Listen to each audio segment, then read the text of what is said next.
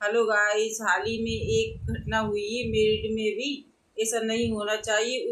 उस लड़की ने उस लड़के के साथ कितना बुरा किया। ऐसा नहीं करना चाहिए कि उस लड़के के माता पिता पे क्या गुजर रही होगी, ये कोई नहीं जानता। कि लड़की को अच्छे संस्कार देने चाहिए थी कि बेटा अच्छे संस्कार, पति सब कुछ है, प्रेमी कुछ नहीं है। इसलिए अपनी बेटियों को ये बताओ कि प्रेमी नहीं, अपने पति का साथ दे। वो उसकी मतलब जेल में चली गई, वो भी अपनी जान से चला गया। ऐसा नहीं होना चाहिए। मुझे बहुत दुख हुआ। उसके लड़के के माता पिता पे क्या गुजर रही होगी। ये बेटियों को समझाओ कि बेटा ये सब काम मत करो आप। ये नहीं, बेटी भी गलत हो सकती है, जरूर नहीं बेटा गलत होती है, कभी कभी बेटियां भी गलत काम करती हैं। हेलो गाइस, हाल ही में एक घटना हुई है मेरठ में भी। ऐसा नहीं होना चाहिए। उस लड़की ने उस लड़के के साथ कितना बुरा किया। ऐसा नहीं करना चाहिए कि उस लड़के के माता पिता पे क्या गुजर रही होगी, ये कोई नहीं जानता।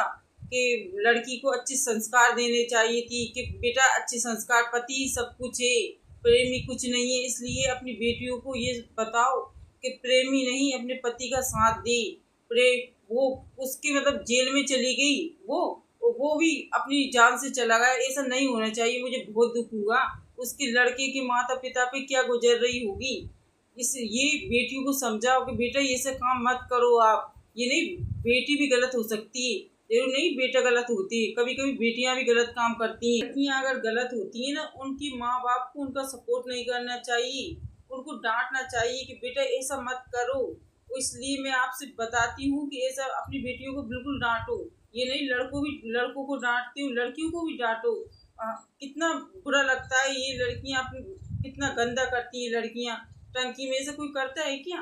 मेरे में भी कितना बुरा हुआ। मुझे तो सोच सोच के बहुत दुख हो रहा है। उसके माता पिता पे क्या गुजर रही होगी, कि पता नहीं क्या हो रहा होगा उनके साथ। वो तो लड़की जेल चली गई, उसकी प्रेमी जेल चला गया, पर उसके उस माता पिता को लड़का नहीं मिलेगा, उसका बेटा नहीं मिलेगा। जो उसने छोटा सा, कम से कम 25 साल लग जाती है पालने पोसने में। इसलिए कभी भी ऐसे किसी के साथ मत करो, गलत मत करो आप।